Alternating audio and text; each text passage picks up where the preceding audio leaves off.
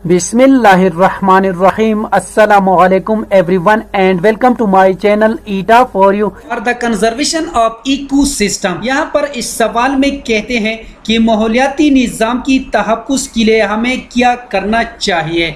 तो यहाँ पर इसमें करेक्ट ऑप्शन है option C, tree plantation is been done, यानी माहौलियाती निज़ाम की तहफ़्फ़ुज़ के लिए बहुत ज़्यादा दरख्त उगाए जाए। तो यहाँ पर इसमें करेक्ट ऑप्शन यही है। नेक्स्ट क्वेश्चन कर लेते हैं। An onion plant produces a new plant without the formation of seeds. This type of reproduction is called. इस सवाल में कहते हैं प्याज का पौधा बीजों के बनाने के बगैर नया पौधा पैदा यानी तैयार होता है। इस किस्म की तौलीद को क्या कहते हैं? इसका राइट ऑप्शन है ऑप्शन डी, वेजिटेटिव प्रोपिगेशन। और इसके साथ आप सब दोस्तों ने ये भी याद रखना है वेजिटेटिव प्रोपिगेशन यानी नबाताती तौलीद। अगर हम किसी पौधे को जड़, तने या पत्ते से नया पौधा पैदा करें तो उसे वेजिटेटिव प्रोपिगेशन कहा जाता है। नेक्स्ट क्वेश्चन कर लेते हैं। Tulips, lilies and onions can be reproduced by. इस सवाल में कहते हैं नरगिस, लिलीज और प्याज किससे पैदा की जा सकते हैं? इसका राइट ऑप्शन है ऑप्शन ए, बल्ब, यानी पौधे के ज़ेरे जमीन पत्तों और तन्ने को बल्ब कहा जाता है। सब दोस्तों ने ये भी याद रखना है पौधे के ज़ेरे जमीन पत्तों और तन्ने को बल्ब कहा जाता है।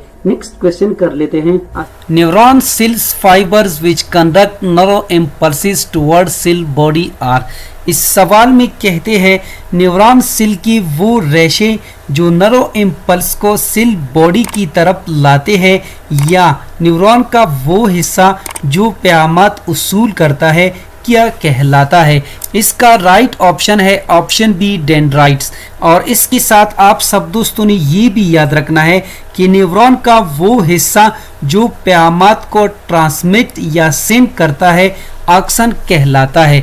नेक्स्ट क्वेश्चन कर लेते हैं। Brain stem includes all except. इसका राइट ऑप्शन है ऑप्शन सी, सेरेब्लम, यानी दिमाग की स्टेम में सब शामिल है एक्सेप्ट सेरेब्लम, यानी सेरेब्लम के अलावा दिमाग की स्टेम में सब हिस्से शामिल है।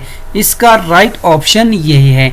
नेक्स्ट क्वेश्चन कर लेते। Cellular respiration always requires. इस सवाल में कहते हैं कि सेलुलर रेस्पिरेशन को हमेशा किस चीज की जरूरत होती है? इसका राइट ऑप्शन है option A, glucose and oxygen, यानी सेलुलर रेस्पिरेशन को हमेशा ग्लूकोज और ऑक्सीजन की जरूरत होती है। नेक्स्ट क्वेश्चन कर लेते हैं। Valves are flaps that keep blood flowing in one direction, valves are found इन।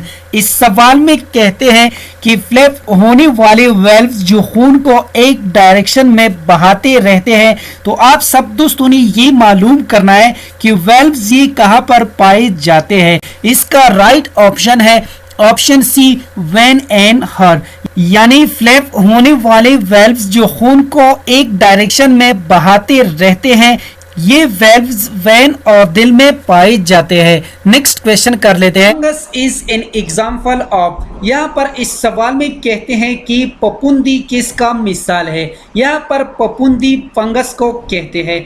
तो यहाँ पर इसमें करेक्ट ऑप्शन है ऑप्शन सी, डिकम्पोजर, यानी fungus is an example of decomposer. पपुंदी ये डिकम्पोजर का मिसाल है। इसको उर्दू में तहलील कुनिंदा कहते हैं।